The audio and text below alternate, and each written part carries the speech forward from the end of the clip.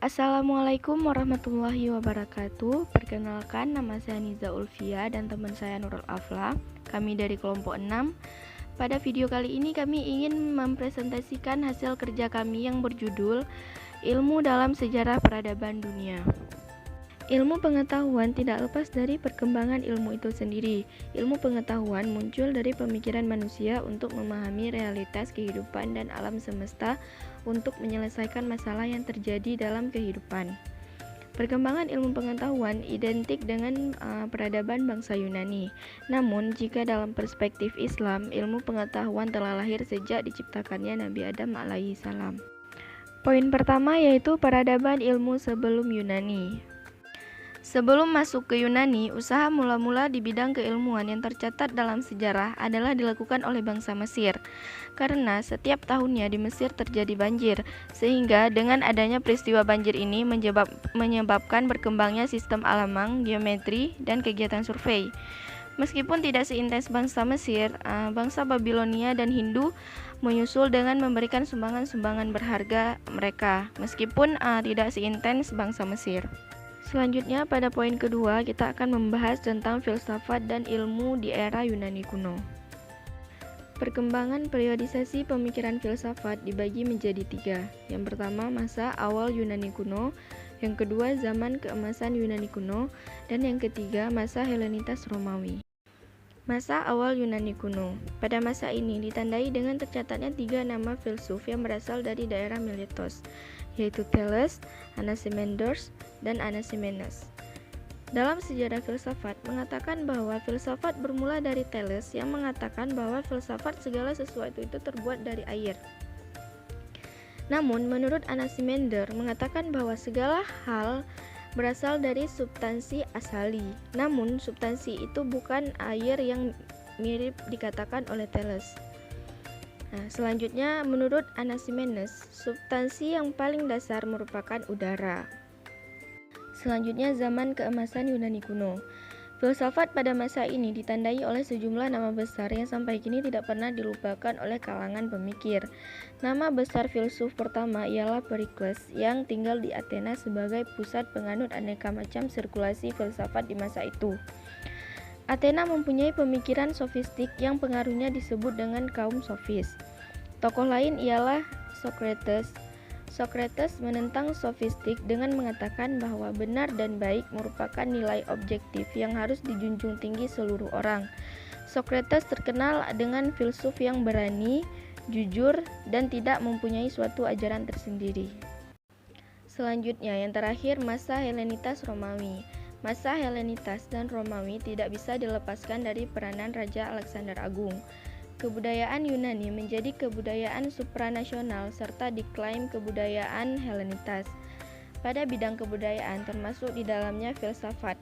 Selain Akademia Lyceon juga dibuka sekolah-sekolah baru. Tekanan pembelajarannya merupakan persoalan etika, yaitu bagaimana sebaiknya orang mengatur tingkah lakunya agar bisa hidup bahagia pada kehidupan bersama. Ada sejumlah aliran pada masa ini, di antara lain adalah Stoicisme, Epikurisme, Skeptisisme, Elektisisme, dan Neoplatonisme. Untuk selanjutnya akan dipresentasikan oleh teman saya Nurul Afla. Baiklah, yang selanjutnya adalah kontribusi Islam dalam pengembangan ilmu. Selanjutnya, sejarah telah membuktikan bahwa kemajuan ilmu pengetahuan di dunia menjadi fakta yang tidak dapat dibantahkan. Bahkan, banyak pendapat yang menyatakan bahwa ilmu pengetahuan bermula dari dunia Islam, yang kemudian mengalami transmisi, penyebaran, dan proliferasi pengembangan ke dunia barat yang pada awalnya mengalami Dark Ages, masa kegelapan, sehingga muncul zaman Enlightenment yang cerah. Berikut ini adalah beberapa indikator dari pengembangan Islam ke barat dan timur yang membuat peradaban Islam dianggap sebagai peradaban yang paling besar pengaruhnya di dunia.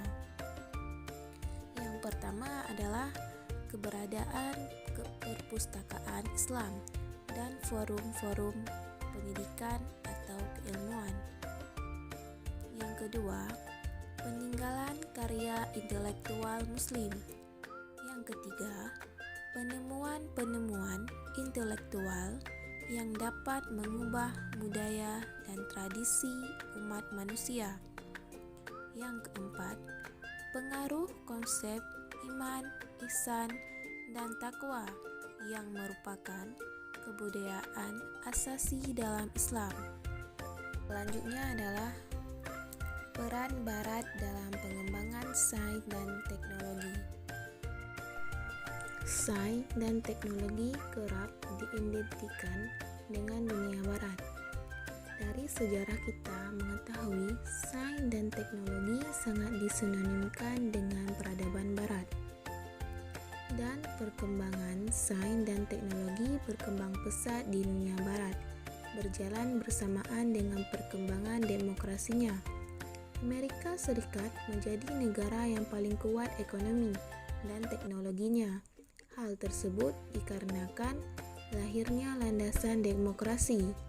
Dari sejarah ilmu, pengetahuan, dan teknologi, bangsa-bangsa di dunia tempat dilihat betapa eratnya kaitan antara demokrasi, kreativitas, dan kemajuan ekonomi. Sekian video presentasi dari kelompok kami. Mohon maaf jika banyak kekurangan atau kesalahan.